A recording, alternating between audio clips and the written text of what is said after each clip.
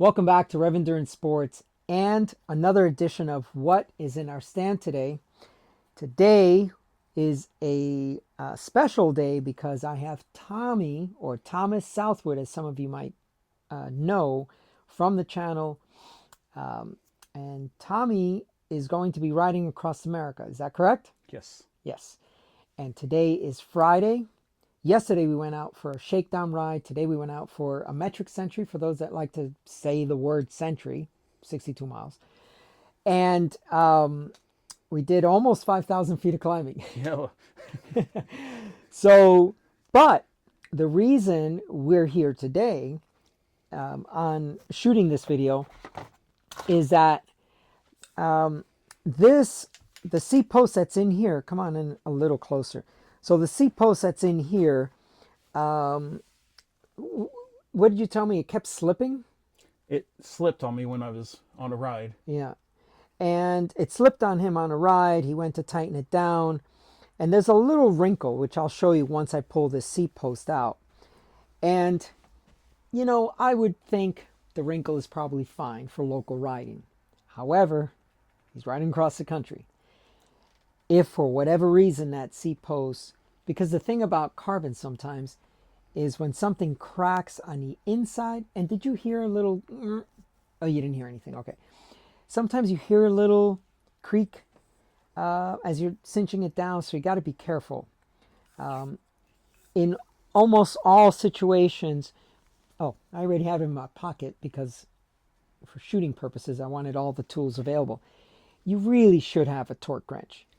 And I didn't have one with me on the side of the road. Yeah, you're out riding. I mean, generally, set it, a seat post is set it and forget it, you know. These Ritchie wrenches are awesome. They break away at 5 Newton meters, which is pretty much almost all seat post clamps. You get them from 4 millimeters to about 6 millimeters. So 5 millimeters should be pretty close for most of them.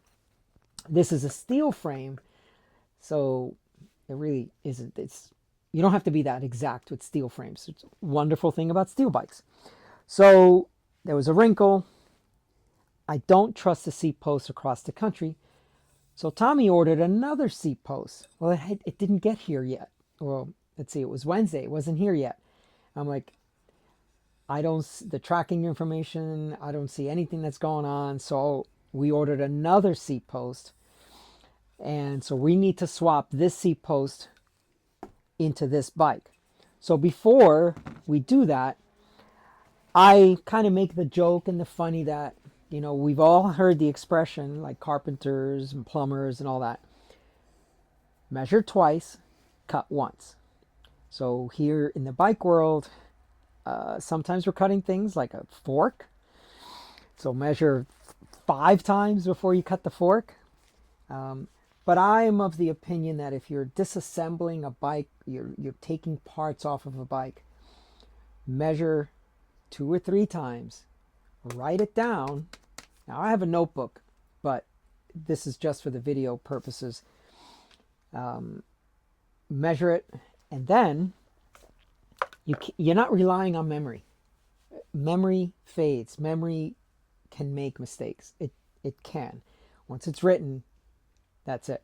Okay, so I would like to simplify how to get this same measurement again. So if you could look over my shoulder, the first couple of things I like to do is I just like to measure from the tip of the saddle to the tip of the bar hood, right? So that's 65 centimeters, okay? So I call that measurement tip to tip, all right? And then tip to the center of the clamp. That's 48. So 65, 48. We're just going to write those down real quick. I'm going to abbreviate everything because I know what we're talking about. So tip to tip, 65, tip to stem clamp, 48. Okay. So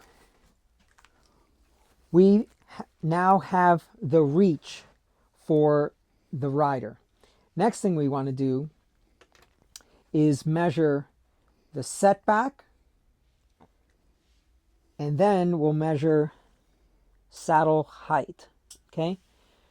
If you have those three measurements, you're going to get this saddle in the same place, hopefully, with a swapped out seat post. Now some of these have, like a setback.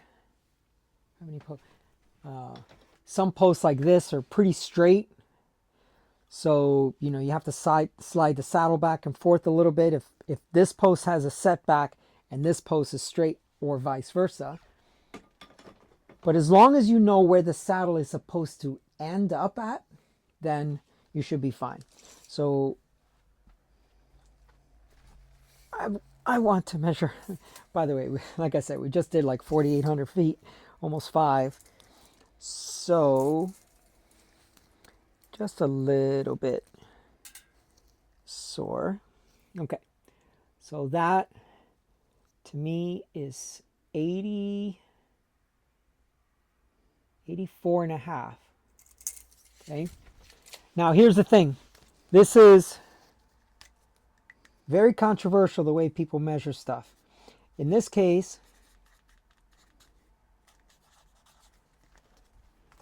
because no other components are going to be changed on this, the pedal's not going to be changed, the crankset's not going to be changed, the saddle's not going to be changed. All I did was I just rested the measuring tape on top of this pedal spindle. For those out there that are going to pick apart this video, save yourself the trouble. This is not the time to do that. As long as I take a measurement, if I take a measurement in the exact way, it doesn't matter.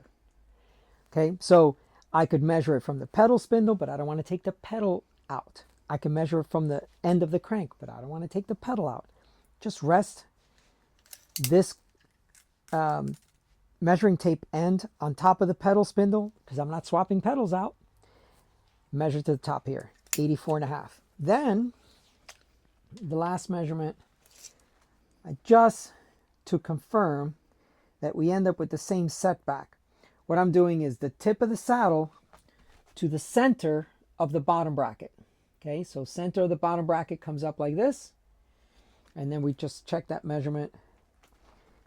And with my laser eye, that looks like 3 centimeters, which is a small amount.